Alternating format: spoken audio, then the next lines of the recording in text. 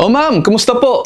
Tagal ko kayo di nakita. Ano po nangyari? Ay, hello Doc. It's nice to see you again ha. Naku po, ito po kasing anak ko. Natuyuan ng pawis isang araw. Takbo kasi ng takbo. Ayun, ngayon, sipon-sipon, ubo-ubuhan. Hindi naman po kasi sa pagkakatuyo ng pawis, kaya nagkakasakit ng mga bata. Doc, sabi po ng nanay ko, ganun daw po yun. Tsaka, bakit po ganun? Noon pong natuyuan siya ng pawis, saka lang naman po nagkaganyan. Kasi po ma'am, pwede po na humina talaga yung resistensya ng bata dahil sa pagiging sobrang active, tapos exposed pa sa mga kalaro. More likely, yun po yung dahilan kung bakit po nakakatch sila ng mikrobyo na nagiging dahilan ng pagkakaroon ng pag-ubo at pagsipon. Hindi po dahil nabasa ng pawis at natuyuan ng pawis.